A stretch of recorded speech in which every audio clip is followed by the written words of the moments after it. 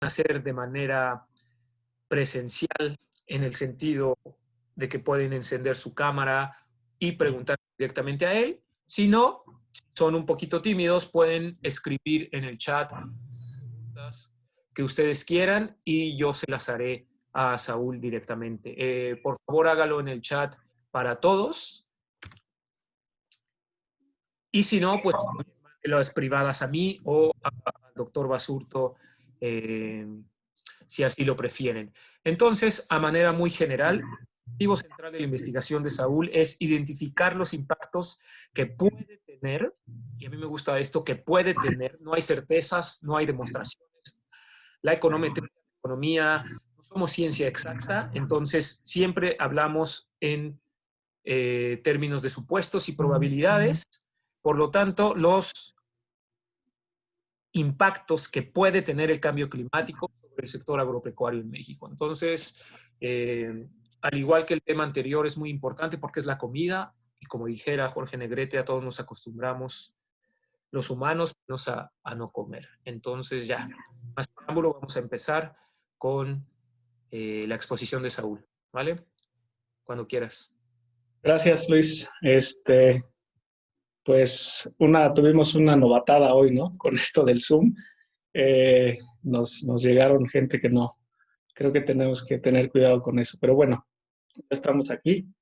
Les comparto la presentación que voy a utilizar para exponer lo que he estado haciendo. Mi investigación durante el doctorado se enfoca en tratar de identificar los posibles efectos del cambio climático en el sector agropecuario en México. Este trabajo es un trabajo conjunto con el profesor David Madison de la Universidad de Birmingham, con el profesor Anindya Banerjee de la Universidad de Birmingham, y cualquier persona que esté interesada en tener toda la documentación puede escribirme un correo al correo que aparece ahí, o puede descargar directamente todo el documento en la siguiente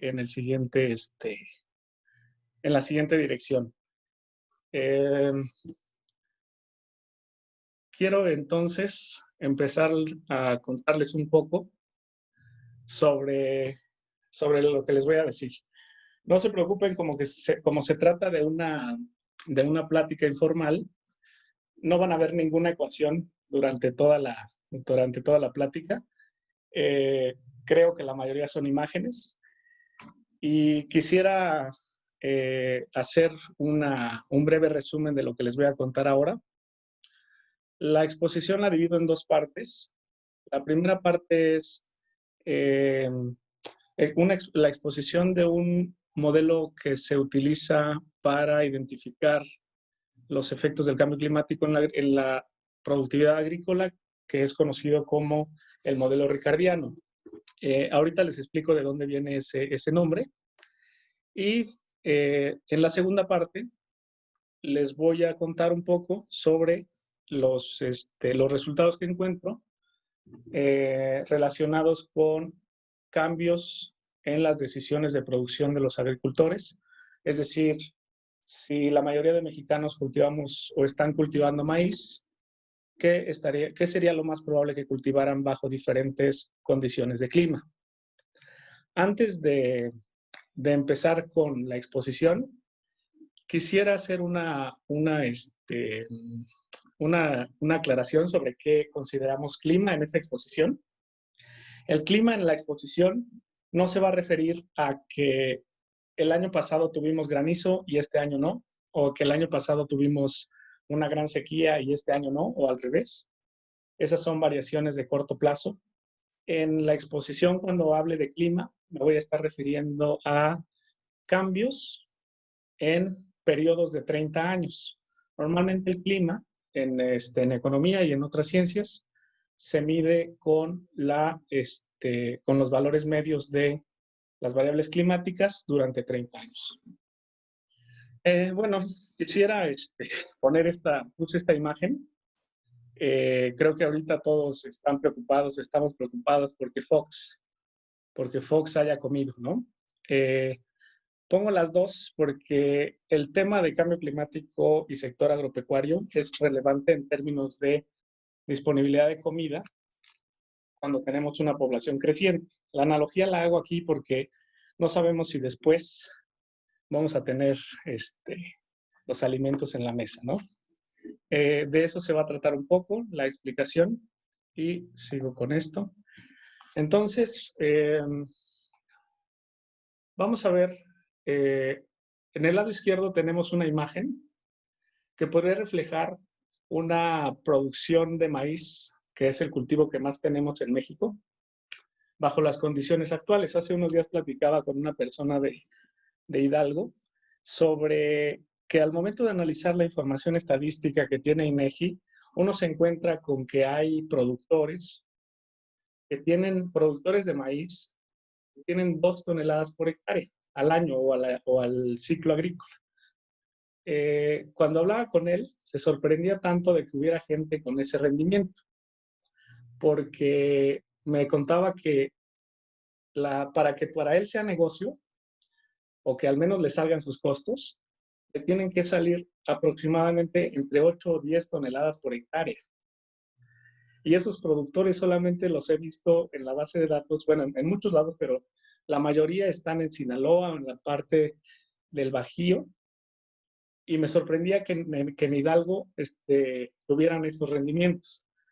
Gran parte de estos rendimientos viene del agua negra que sale de la Ciudad de México hacia el Valle del Mezquital. La zona de la que les estoy hablando es la zona de Tula, y ahí se obtienen rendimientos hasta de 15, 16 toneladas por hectárea. Esos rendimientos o esas producciones podrían verse afectados por un cambio en el clima. Si tenemos un clima más seco, es decir, con menos lluvia y con una temperatura de la superficie global más elevada, podría tener consecuencias graves sobre la productividad de la tierra, que es el ejemplo, o trato de ejemplificar con eso, con la fotografía del lado derecho, lo que podría suceder. Estoy exagerando en estas dos fotografías solo para hacer el contraste. Si no hacemos nada, si nos quedamos simplemente produciendo maíz todo el tiempo de aquí hasta que termine el siglo, podría pasarnos algo como esto. Una situación de sequía o una situación con un clima no apto para la producción de maíz, y entonces que nuestros rendimientos se vayan cada vez más abajo. Eso podría tener graves implicaciones. ¿Por qué? Porque diario comemos un montón de tortilla los mexicanos. Si eso sucede, vamos a tener problemas para alimentar a nuestra población, y además podríamos tener una mayor dependencia con países que nos venden alimentos. Para este estudio, tengo una base de datos que contiene alrededor de 650,000 terrenos distribuidos en todo el territorio nacional. Son alrededor de 202,000 terrenos muestreados en 2012, 165,000 terrenos en 2014 y aproximadamente la diferencia, que serían como otros 250 o 280,000 terrenos, en 2017. Desafortunadamente no siguen a los mismos productores, pero es una muestra representativa para toda la agricultura en México. Es decir, tienen agricultores de todo tipo, ¿no? La muestra. Considerando las áreas muestreadas, la temperatura podría aumentar en estas áreas, de acuerdo con otra base de datos que ahorita les voy a mostrar, podría aumentar entre 1.73 y 3.56 grados centígrados al final del siglo. En el estudio yo no hago ninguna proyección sobre lo que podría pasar por el clima, porque no soy experto creo que un economista no debería meterse en eso. El clima o los cambios en el clima lo tomo de las proyecciones que hacen los expertos y las introduzco a un modelo, a una estimación estadística. Entonces, esto sería más o menos lo que podríamos estar esperando, un aumento de 1 grado, 1.73 o hasta 3.56. En promedio, obviamente hay terrenos que tienen más o menos variaciones. También se espera un futuro más seco. En promedio, En términos de temperatura, todos los cambios son hacia arriba, son positivos en todas las tierras que están en la muestra. Respecto a la precipitación, hay algunas zonas que van a estar, van a contar con un nivel superior de lluvia y otras con un nivel inferior de lluvia. En promedio para todas las áreas, se espera un cambio de menos 5.54% hasta menos 9.33% respecto al nivel de lluvia actual. Entonces, quiero saber si esto podría tener implicaciones sobre los rendimientos.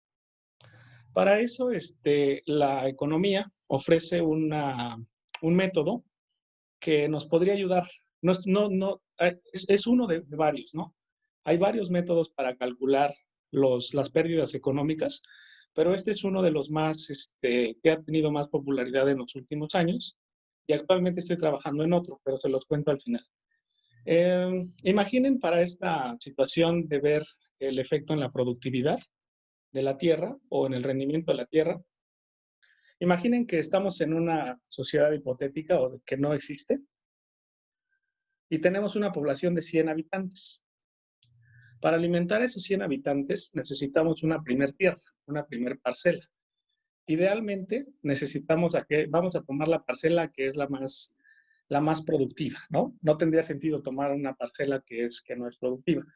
Para poder alimentar a esas 100 personas, voy a suponer que se produce esta cantidad. Necesitamos cierta cantidad. Para obtener esa cantidad de insumos, de alimentos, necesitamos invertir cierto monto. Esta área amarilla que sería el costo. Suponiendo que es muy fértil, en esa hectárea únicamente vamos a poner la semilla. Entonces, supongamos que tiene el valor de la semilla, son 2,000 pesos. Después, para que un agricultor pueda trabajar o quiera trabajar, aparte de la semilla, hay que darle cierta ganancia o beneficio, como lo quieran llamar a este. Este beneficio vamos a dar el 10% para que quiera producir. Entonces, aparte de sus costos, él va a tener 200 pesos que van a hacer que él quiera poner su tierra en el sector agrícola. Conforme va creciendo la población, necesitamos una segunda hectárea de tierra para poder alimentar a esa población. Ahora tenemos una tierra menos productiva. Eso es lo que en teoría debería ser cierto. No tendría sentido empezar de las menos fértiles. Aquí, como se acuerdan, teníamos 2,000 pesos, que era la semilla. Ahora utilizamos una hectárea que es menos fértil para aumentar al siguiente grupo poblacional. Y en la semilla ahora tenemos que poner 2,000 pesos de semilla más 2,000 pesos de fertilizante, porque esa tierra no es igual de fértil que la primera. Y le tenemos que pagar su beneficio al productor. Entonces aquí dijimos que era 200 pesos, ¿no? Creo que sí. Si no, como estamos en una situación en que cada productor se le paga lo mismo, se le paga lo mismo en términos de mercado, que todos ganan sus 200 pesos para poner su tierra a trabajar. A este primer productor le aparece esta área en azul, que sería esta diferencia. 2,000 pesos adicionales le aparecen. El precio lo va a fijar esta segunda tierra. Van a ser los 2,000 de la semilla más los 2,000 del fertilizante más 200 de la ganancia. La producción son 4,200. A se le va a pagar 4,200 por la misma producción, pero él no tuvo que pagar fertilizante. Entonces, al no pagar fertilizante porque su tierra es muy fértil, le surge una cosa que David Ricardo en 1817 nombra renta de la tierra. La renta de la tierra, en el libro, si ustedes tienen interés en leerlo, lo define como ¿cómo lo llama? Es lo que se le paga al terrateniente o al terrateniente por poseer las características indestructibles de la tierra, ¿no? Eso es así, más o menos decirlo así. Si seguimos así, entonces tendríamos una tercera tierra, si la población sigue creciendo. A la tercera tierra le tenemos que poner ahora 2,000 pesos de semilla, 2,000 pesos de fertilizante. A la segunda, 2,000 pesos de semilla, 2,000 pesos de fertilizante, 2,000 pesos de semilla. Y este diferencial, a esta le tenemos que poner a lo mejor o algún control de plagas o algún herbicida, porque es menos productiva. Ahora, si se fijan, este no tiene que pagar herbicida. Esto sería una nueva renta para el segundo. Y para el primero, tendrían la renta 2 de la semilla más 2 de los herbicidas. Perdón, 2 del fertilizante más 2 de los herbicidas. A este le incrementa su renta en, ahora tiene una renta de 4, este tiene una renta de 2 y este tiene 0 renta. Entonces, la idea de esto es que conforme va aumentando la población, se va requiriendo de tierras cada vez menos fértiles. Al tener tierras cada vez menos fértiles, es más costoso producir alimentos y el precio va hacia arriba. Al ir el precio hacia arriba, se está beneficiando a aquellos productores que poseen las tierras más fértiles. Entonces, por eso ustedes ven en Sinaloa, en estos lugares que son muy fértiles, que la agricultura es redituable, porque la presión sobre los alimentos está haciendo que ellos generen más renta.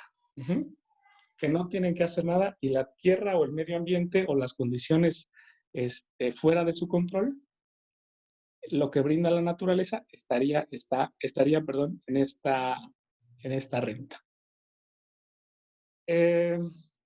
De aquí, la idea es que la tierra es un factor de producción diferenciado.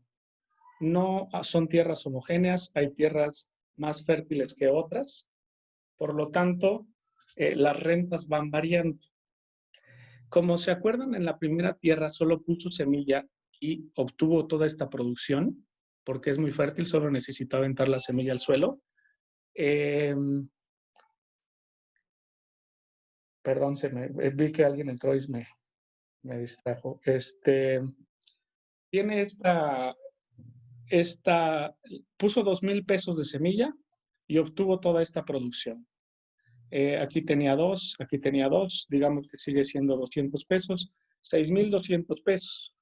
Entonces, al productor o al terrateniente le están de manera automática, o como lo puedo decir, le están cayendo 4,000 pesos del cielo. No son del cielo, son simplemente las condiciones de la tierra, los atributos de la tierra, ahí estarían todos los atributos de la tierra, y dentro de ese conjunto podríamos tener la temperatura que tuvo esa tierra, la precipitación que tuvo esa tierra, el tipo de suelo de esa tierra, todos los atributos físicos que se puedan imaginar. No es que salió de la nada, son por los atributos. Atributos o características indestructibles, diría David Ricardo. Bueno, eso se adapta ahora en un modelo que se llama, o en un enfoque que se llama modelo ricardiano. Y ustedes pensarían, bueno, pues sí, voy solamente a concentrarme en el atributo clima. Entonces, si tiene el clima, ¿cómo pensarían que sería la relación entre esas rentas de diferentes tierras y el clima? Aquí tienen 3 fotografías. Del lado derecho, tienen aquí a él, con su maíz, que tiene, ¿qué será? Tiene poca lluvia,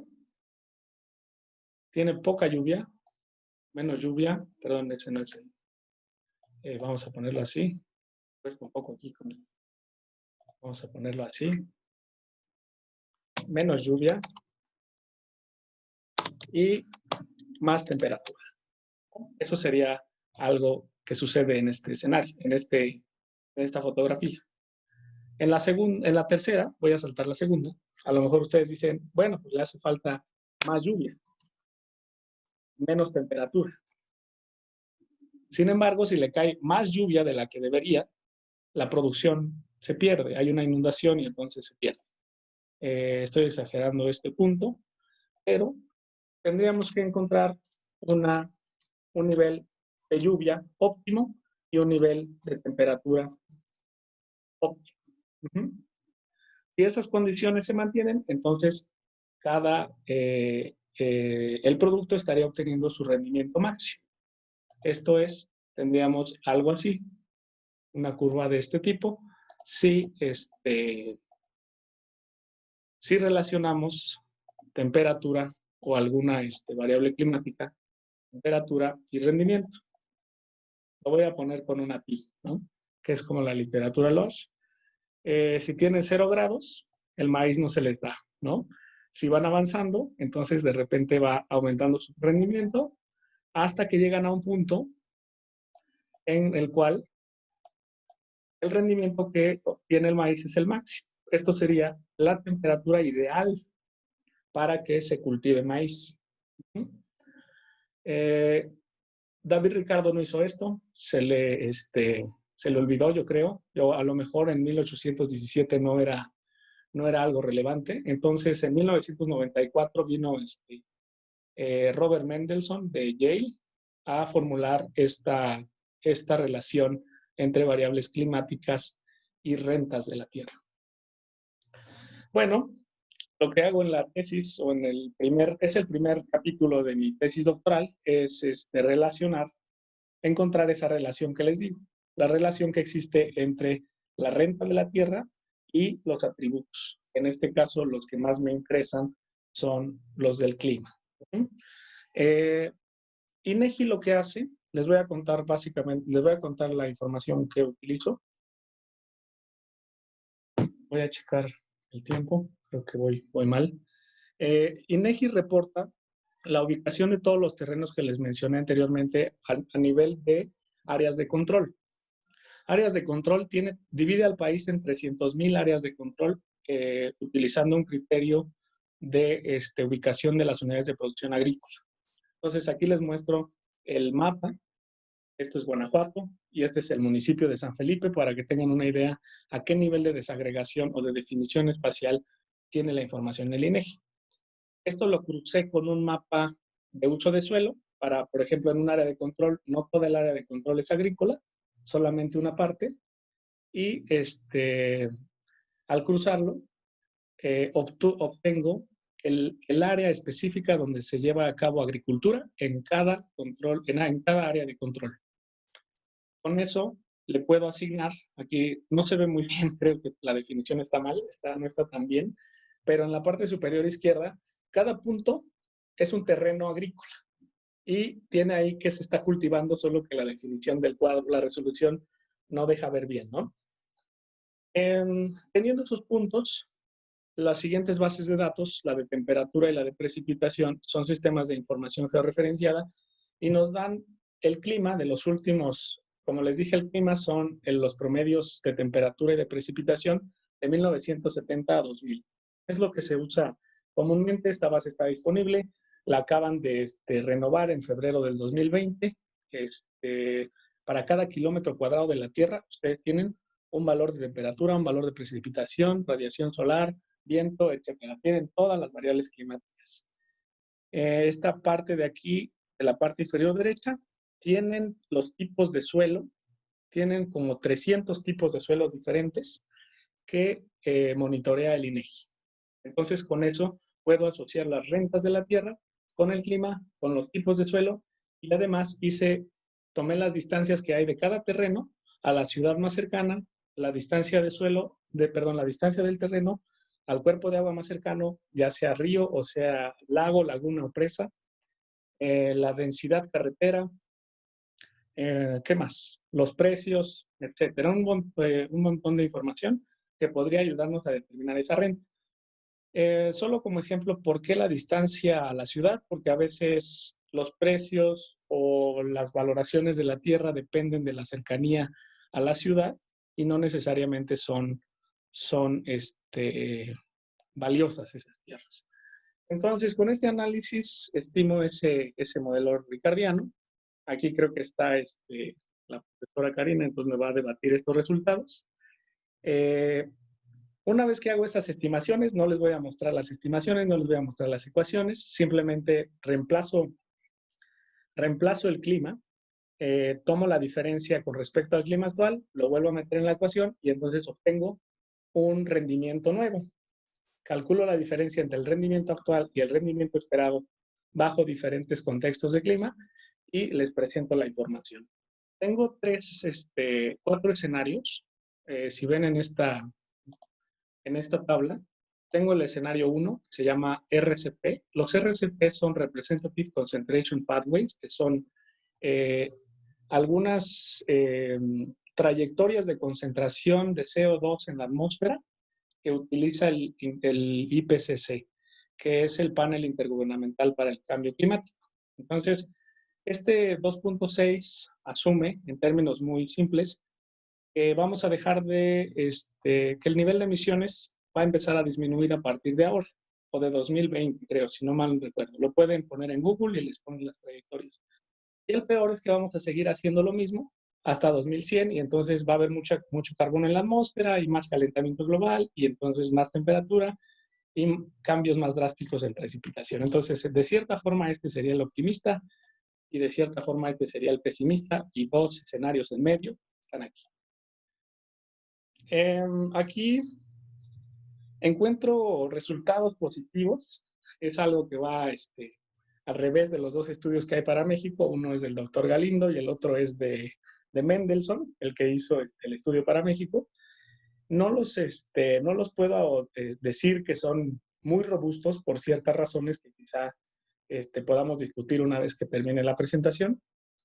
Pero aquí en el rango, para cada unidad de producción, o para cada granja, o para cada rancho, como lo quieran poner, calculé el cambio en la renta. Entonces, dados los cambios en el clima. Los cambios en el clima están aquí abajo. Ajá. Este sería un cambio de un grado 1.08 en promedio, con un rango desde 81 hasta 211. En el escenario de más CO2 en la atmósfera sería 1.94 en promedio y los cambios en las tierras agrícolas de la muestra estarían entre 1 y 3 grados centígrados. Para la lluvia igual, en todos los casos son negativos, estos son cambios porcentuales. Aquí fíjense, habría un cambio de casi, esto sería menos 3% en la tierra, en la peor tierra. Bueno, no en la peor, en la que tiene el evento más grave. Y así se distribuyen los cambios en clima que corresponden a estas predicciones. No predicciones, diría más especulaciones.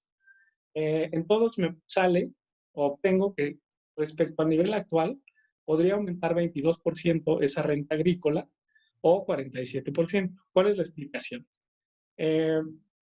Una podría ser que hay problemas en la muestra, que estamos muestreando únicamente o principalmente, o no se están utilizando los ponderadores adecuados para agricultura de autoconsumo. Y aquí estamos teniendo a lo mejor unidades de producción muy grandes que son capaces de absorber esos cambios y adaptarse de cierta forma. Otro efecto podría ser que no podemos medir a través de este enfoque la fertilización por carbono.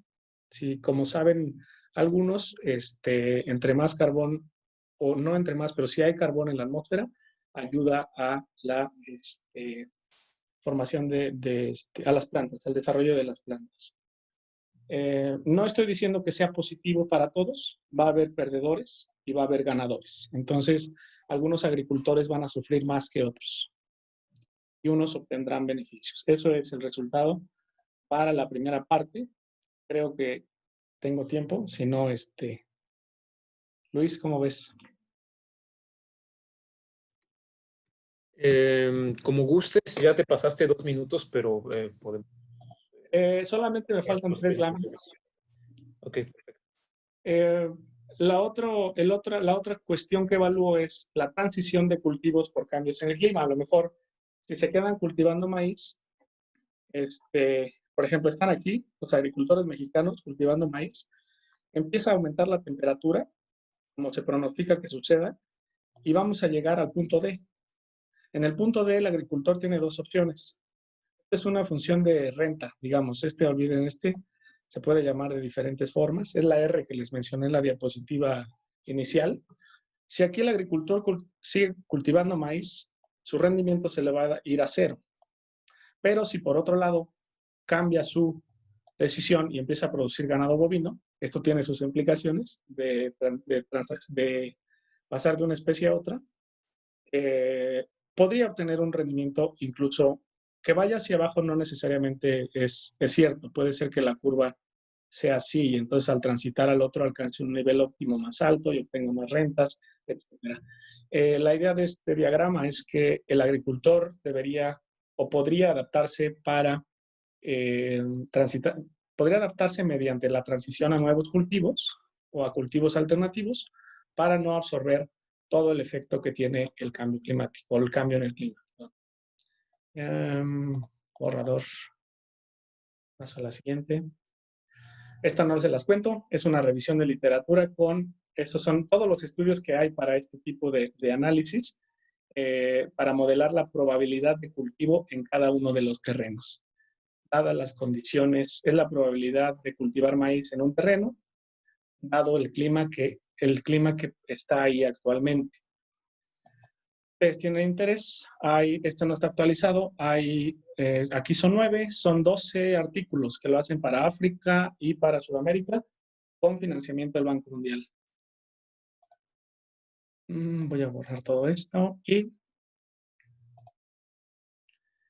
ahora para los datos en México, vean, si alguien está interesado, aquí están, digamos, los 700, casi 700,000 terrenos relacionados con sus climas correspondientes. En la parte de abajo tienen los 31 cultivos principales en México, porque en México se cultivan alrededor de 900 productos diferentes, y es imposible que los pueda analizar los 900, ¿no? Entonces, la muestra la toman de manera que comprenda los 31 principales. Aquí tienen la temperatura en grados centígrados y cada uno de los cultivos. El punto indica la temperatura promedio en la cual se están cultivando cada uno de ellos, y las barras, la desviación estándar, que sería la variación, ¿no? Entonces, por ejemplo, voy a tomar el maíz. ¿Dónde estará el maíz? Para ver qué está sucediendo en el caso del maíz. Aquí está. Fijan, se cultiva alrededor de 19 grados centígrados en promedio anual.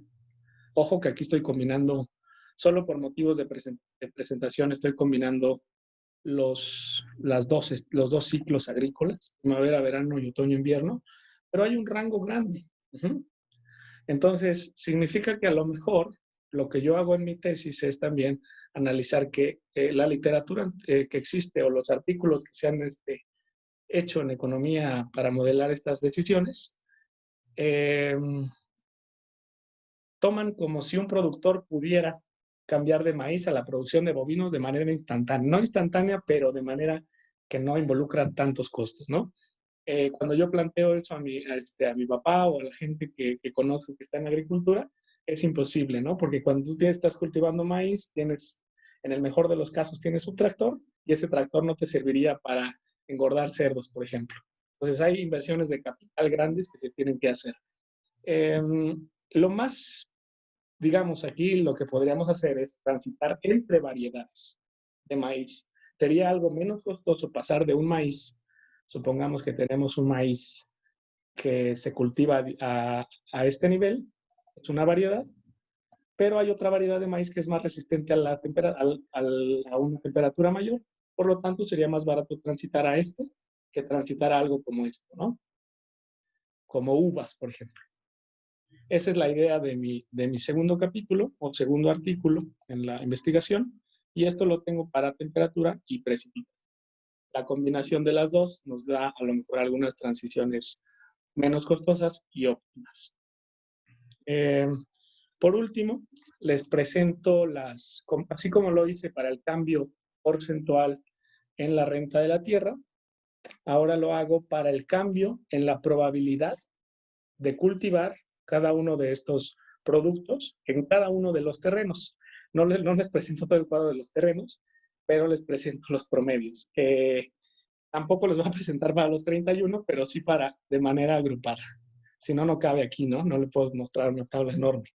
Aquí están los mismos escenarios. Aquí sería el escenario pesimista. Si se acuerdan, era el 8.5. y el escenario optimista el 2.6. Este que dice base es cómo se cultiva ahora. Del total de terrenos, aquí estaría cereales, aquí está maíz. En el total de terrenos, del total de terrenos, 59% se dedica a cereales, 19% a otro tipo de cultivos. Aquí están los bovinos, perdón. Lo que dice MNL, no se fijen, es lo que hace la literatura actual. Yo utilizo otro tipo de estimación que agrupa aquellos cultivos que son similares, como les mencioné en la diapositiva anterior, para que no haya transiciones de maíz a bovinos, ¿no? Sino más bien haya alguna entre cereales. En los resultados, si ven los números rojos, significa que respecto a la base, la probabilidad de cultivar eso disminuye. Y los números en negrita indican que la probabilidad de cultivar ese producto aumenta cuando se presenta ese cambio en el clima, ya sea el pesimista, el optimista, etc. Abajo están la temperatura actual y la lluvia actual. Y como puse en el otro cuadro, aquí están los cambios por, la distribución de los cambios por terreno, en todos los terrenos. Entonces, este cuadro nos sugiere que si eso sucede, tenemos estos cambios en el clima, la probabilidad, estaríamos reduciendo la producción de cereales y de otros, de cereales, de bovinos y de estos que son productos para bebidas como café, cacao, etcétera, para favorecer a la producción de frutas y en algunos casos frutas, vegetales y en algunos casos de cerdos y aves, aves de corral que no necesariamente están sujetos al clima porque son en muchas ocasiones ganado estabulado. Tiene muchas implicaciones esto. Si reducimos la producción de ganado bovino, eso tiene consecuencias importantes para el medio ambiente, para las tasas de deforestación, etc. No voy a ahondar más porque no tengo más tiempo. Creo que ya me pasé mucho. Entonces, si alguien tiene preguntas, con todo gusto podríamos ir viéndolas. Gracias, doctor Basurto. Gracias, Saúl. Es una investigación bastante rigurosa y lo que me gusta de estas exposiciones, que aunque está más aterrizada de lo que, porque es nuestra intención.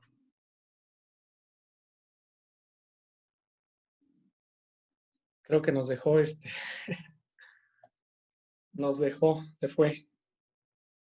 Con dolor, de decir, ay, lo puedo hacer, se ve lo suficientemente sencillo para que yo lo pueda hacer, pero la verdad, muy bien, muchas gracias. Y yo tengo algunas preguntas antes de abrir los micrófonos para los demás, para que se te vayan al cuello, y para incentivar que participen.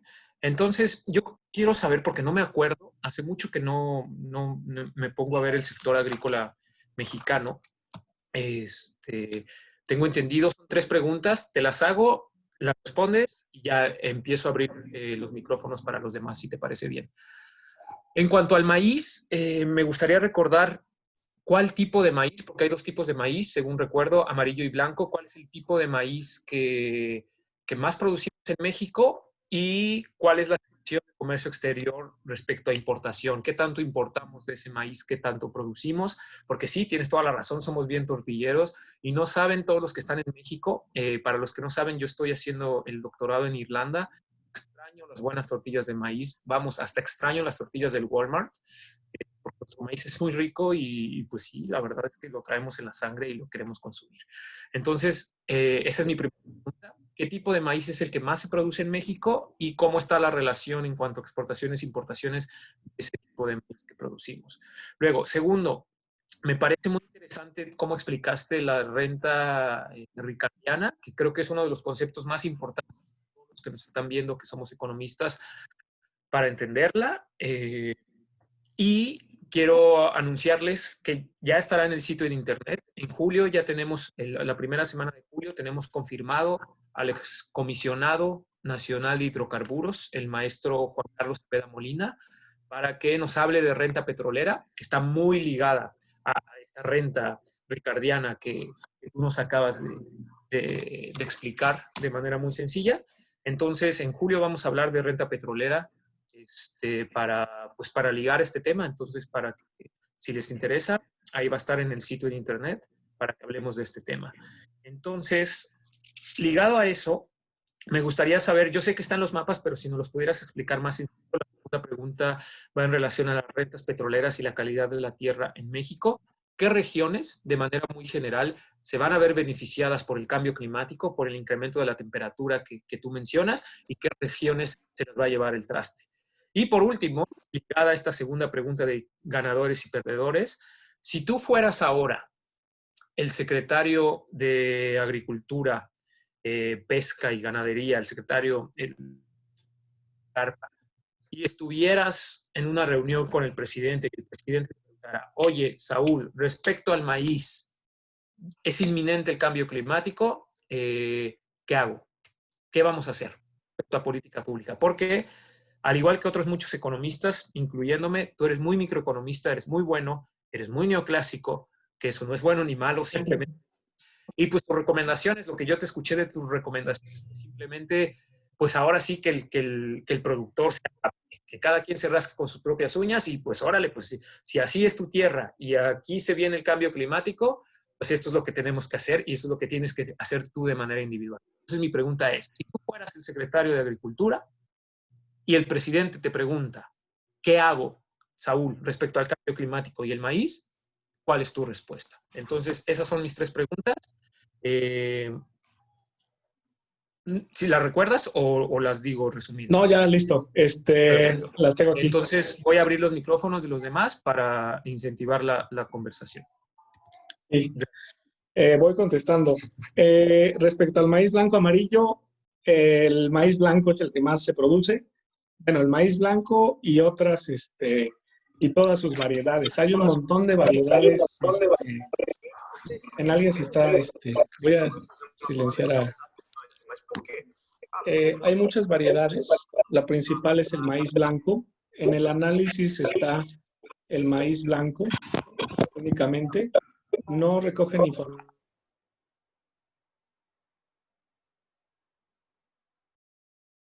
No tengo el dato, no quiero parecer como que yo tengo otros datos y me invento uno de la manga, pero es una proporción que va creciendo. Entonces, quisiera hacer este énfasis en que si vamos perdiendo esa producción, vamos a depender cada vez más del maíz producido en Estados Unidos, que tiene una productividad más alta por los altos grados de por los altos volúmenes de fertilizante que están utilizando.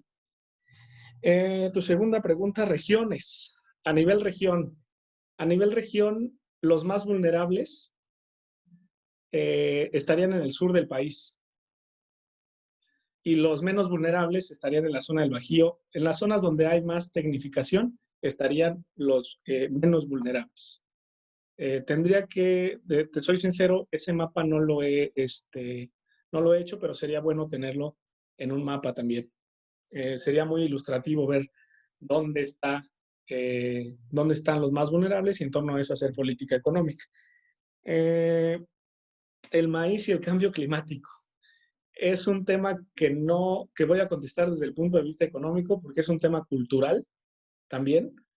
Cuando hablas del maíz, estás hablando de cultura de los mexicanos.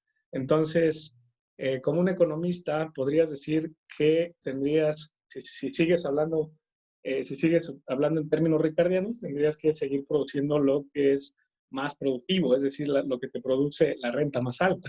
Y en ese sentido, si el cambio climático hace que el maíz no sea rentable, pues lo mejor sería importarlo de Estados Unidos. Pero esa es una opinión muy neoclásica, ¿no? Creo que ahí tiene que entrar la parte cultural, que no es tan sencilla. Entonces, si fuera el secretario, no hablaría con este presidente, hablaría con otro. Esa es una opinión personal. Queda muy claro que no te cae muy bien el no, sí, pero... Pero un presidente hipotético, vamos. En principio no lo mencioné, pero por ejemplo el Procampo El Procampo hace que los productores no transiten entre cultivos, los amarra a los cultivos tradicionales, a los cultivos que están haciendo, porque esas pérdidas de renta las está compensando Procampo en cierto sentido. Lo que podría hacerse es información, ¿no? Ayudar a los más vulnerables para tomar medidas de adaptación que les resulten menos costosas. Perfecto. Pues creo que muchas gracias, respondiste mis preguntas. Les voy a quitar a todos, por favor, les voy a quitar el mute. Entonces van a poder hacerle preguntas al doctor Basurto si es lo que quieren. Entonces, por favor, ya van a poder ustedes darle clic a quitar el mute a su micrófono. Les voy a dar esa opción. Va a seguir en mudo, pero ustedes van a tener la opción de quitárselo. Por favor, si lo quitan, traten de que no se escuche los perritos ladrando o las gallinas en la granja no, las gallinas o sí, su porque marido o su esposa diciéndoles algo. Las Entonces, gallinas sí. Sí, está bien, pues está perfecto, pero traten de hacerlo de la manera menos ruidosa posible. Entonces, ya, quien quiera preguntar, está abierto el micrófono y también la cámara, por si quieren aparecer en el video en YouTube. Blanca Araceli Borja preguntó, ¿y la renta tecnológica?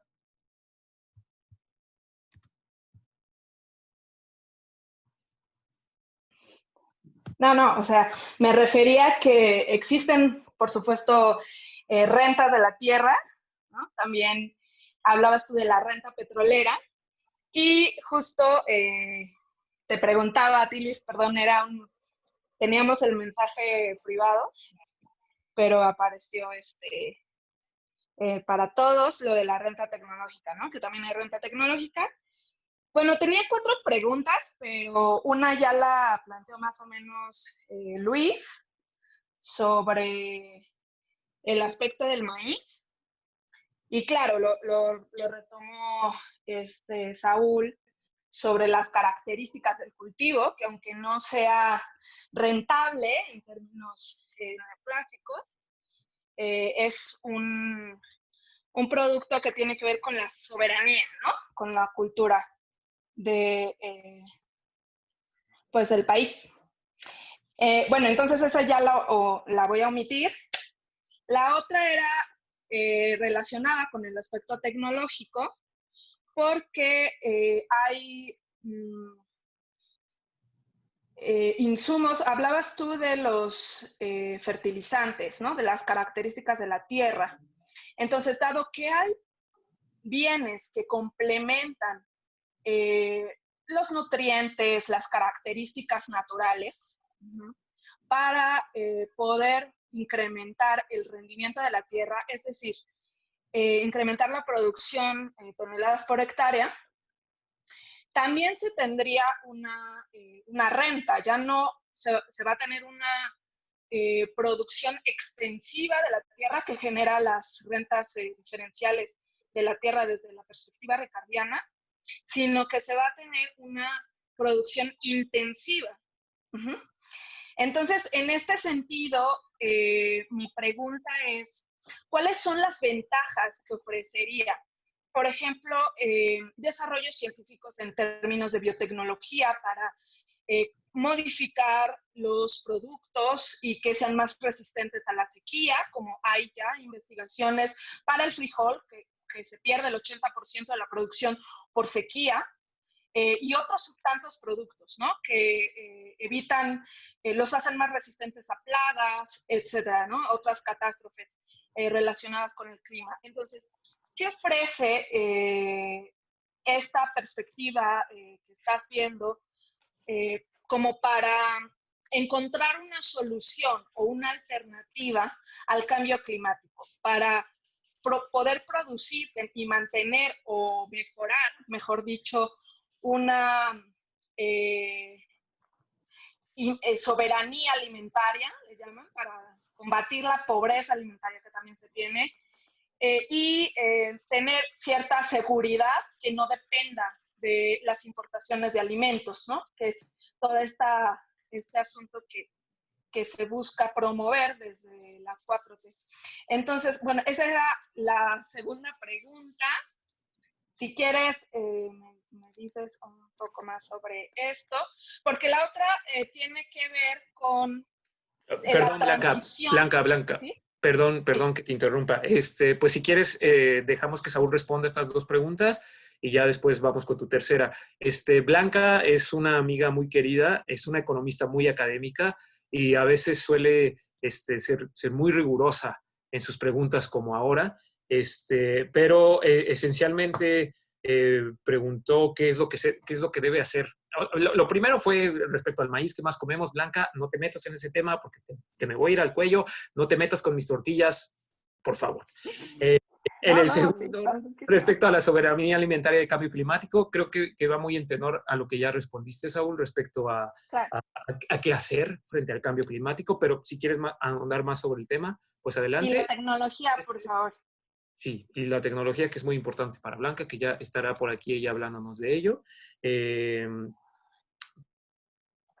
Entonces, pues si quieres responder eso y nos vamos con una pregunta más. El micrófono. Pues no, híjole. Cayó, me censuraron. Estos resultados son únicamente aislando lo que pasaría si, como decimos los economistas, ceteris paribus, Claro.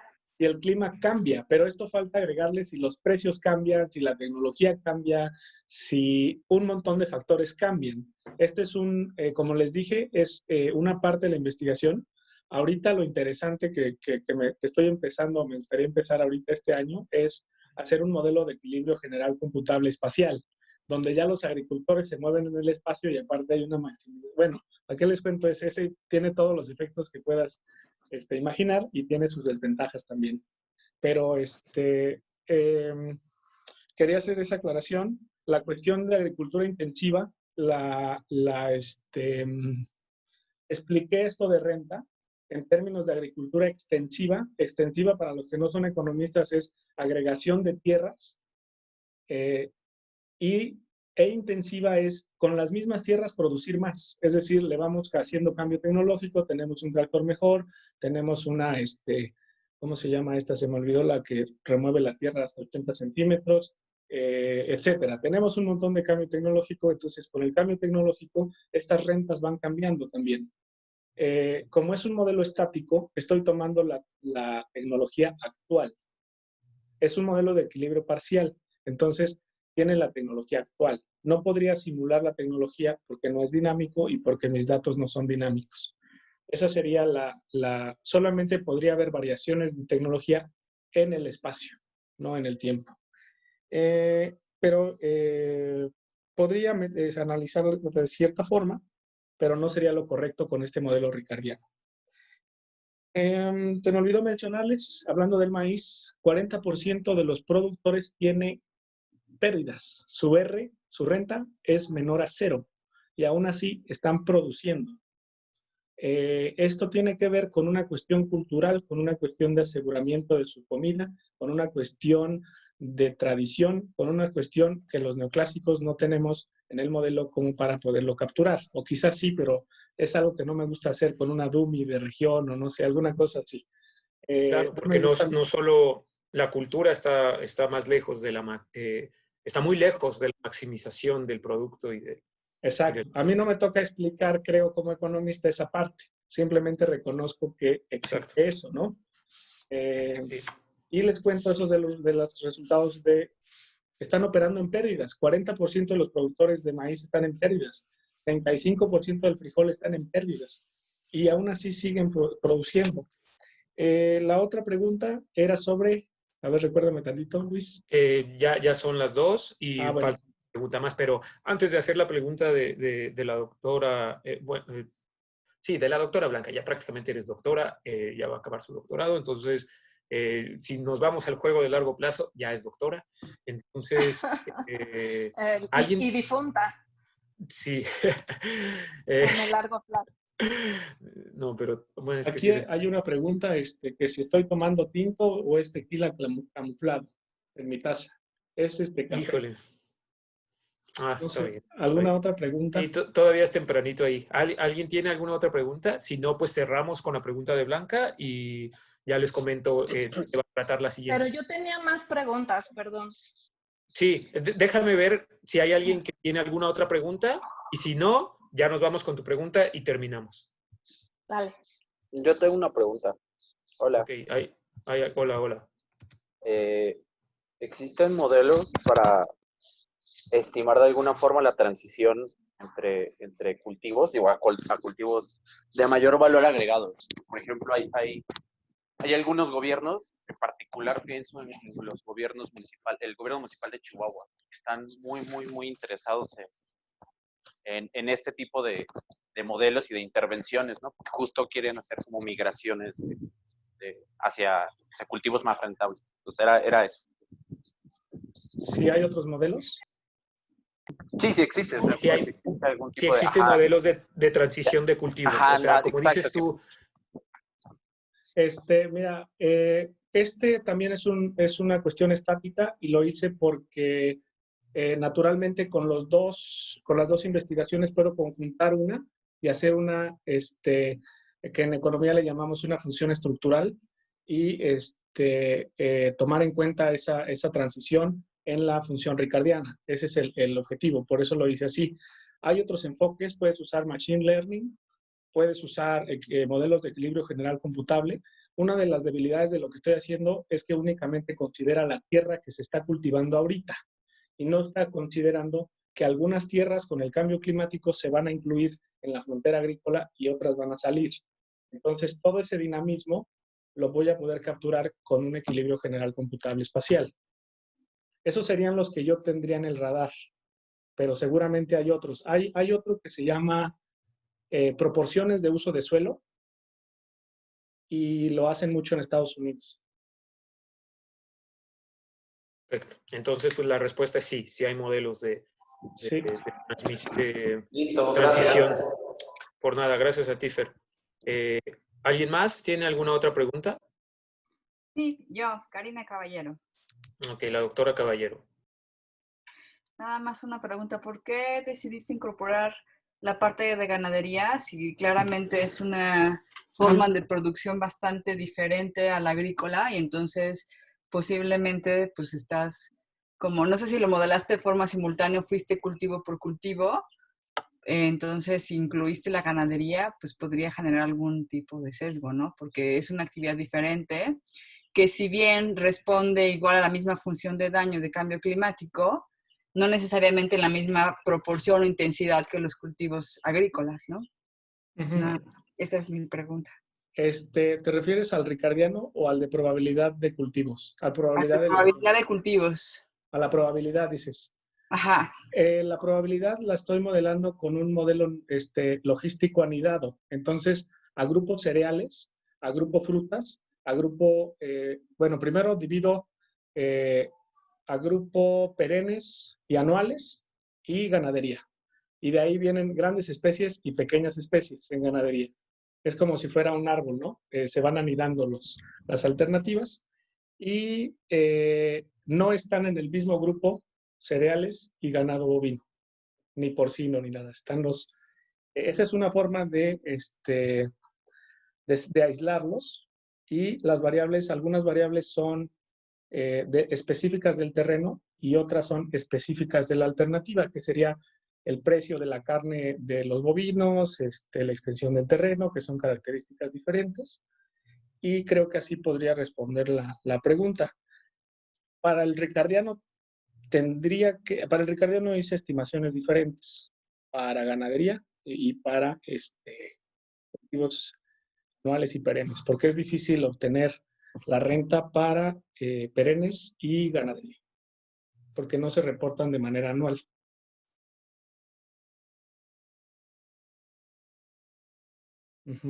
Utilicé el nested logit, no hice multinomial. Gracias, Saúl. Karina Caballero, no sé si su pregunta queda bien respondida. Sí quedó respondida, gracias. No satisfecha, pero respondida.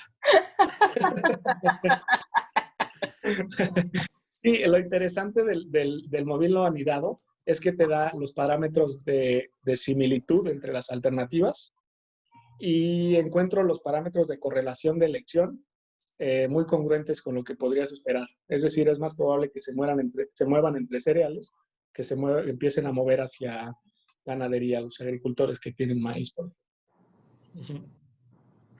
Perfecto. Okay, gracias. Bueno, pues ya casi para terminar, ¿alguien tiene alguna otra pregunta? Si no, nos vamos con la pregunta que faltaba de Aquí tengo una en el... Borja. Perfecto. ¿Cómo tomas en cuenta el área de la tierra en cuestión de que si la población aumenta va a haber menos tierra disponible para siembra? No, en la tierra es fija, es decir, si en el análisis la frontera agrícola creo que está alrededor de 25 millones de hectáreas, entonces seguramente con cambio climático no será fija. Como dije anteriormente, hay unas tierras que van a entrar a esa frontera agrícola o tierra cultivable y otras que van a salir. Pero para eso necesitamos un modelo dinámico. Así es. Esto es lo más bonito de la economía y otras ciencias que modelan la realidad. Así como los modelos que están en la televisión respecto a la ropa, pues no todos nos vemos así. O sea, ya uno que más quisiera verse como Henry Cavill o como Sofía Vergara, pero pues la verdad es que, o sea, seguimos siendo humanos, pero así es como nos gustaría vernos y claro que podemos analizar la anatomía respecto a estos modelos, a estas personas, pero no explican la realidad de todos. Pues la verdad es que no todos estamos así, digo, tenemos lo nuestro, pero no estamos así. Entonces, pues no somos demógrafos, no somos todólogos, no podemos meter todas las variables que están en la verdad, que están en la realidad, y lo que ha hecho Saúl, pues es tratar de responder una sola pregunta utilizando un modelo que tiene un ejemplo en la realidad. ¿Cómo va a impactar el cambio climático en la producción de maíz?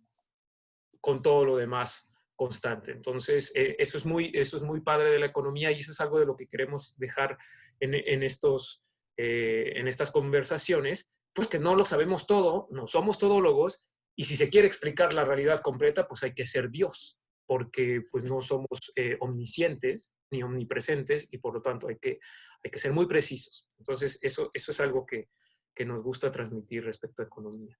Entonces, antes de irnos con la última pregunta de Blanca, la siguiente sesión ya va a estar disponible en el sitio en internet de la Arena Económica y vamos a tener al doctor Irving Rojas. Acaba de publicar un paper en donde trabaja, que es en el Centro de Investigación y Docencia Económicas en México, el CIDE, sobre COVID-19 y el contrafactual. Que el contrafactual no es más que qué hubiera pasado con México si no hubiéramos tomado las medidas que el doctor López-Gatell amablemente nos pidió, bueno, a ustedes, porque yo no estoy allá, pero amablemente le pidió a los mexicanos hacer, que es la sana distancia y el aislamiento. Entonces vamos a hablar con él respecto a este paper, qué hubiera pasado con México si no nos hubiéramos encerrado en la casa.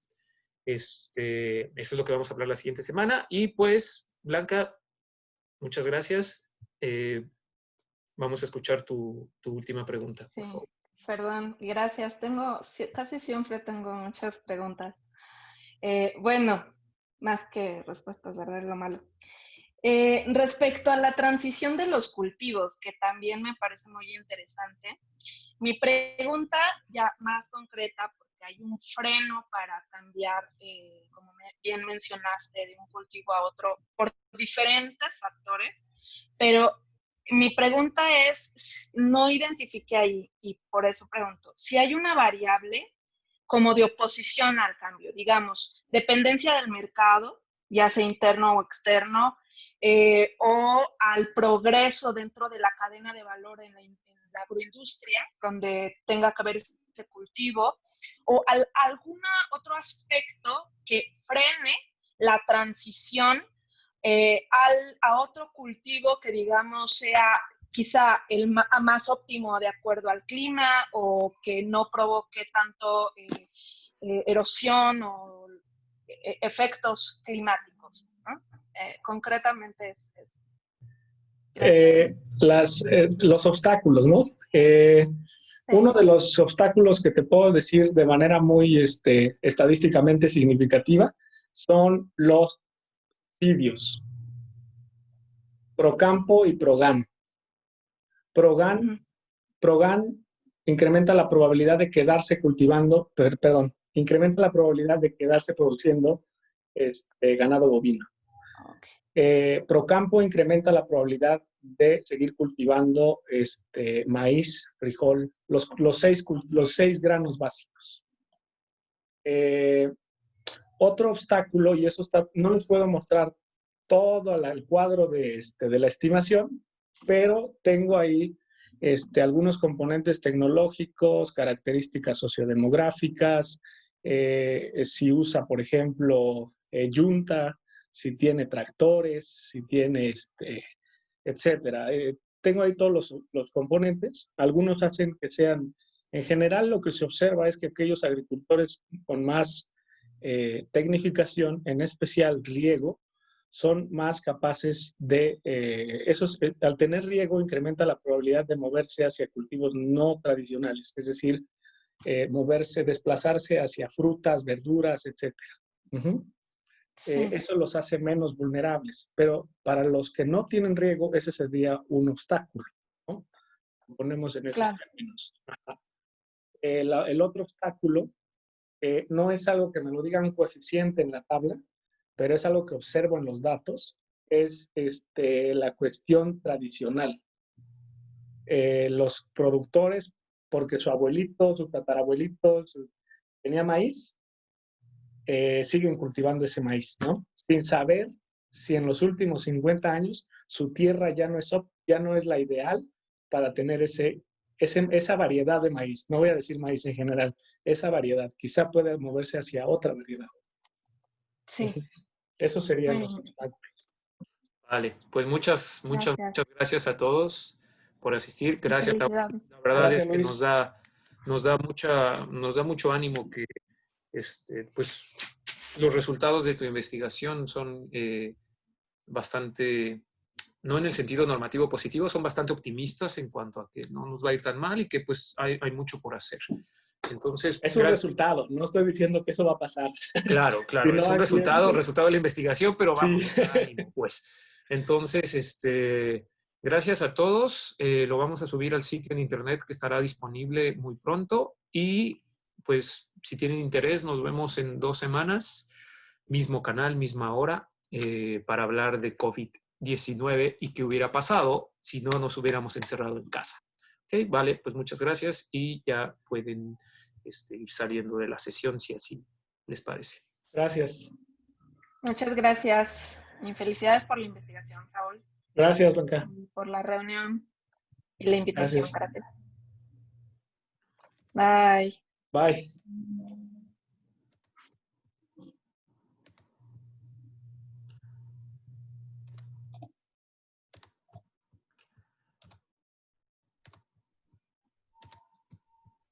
Oye, Saúl, yo la grabé espérame. Después de la presentación que te hice.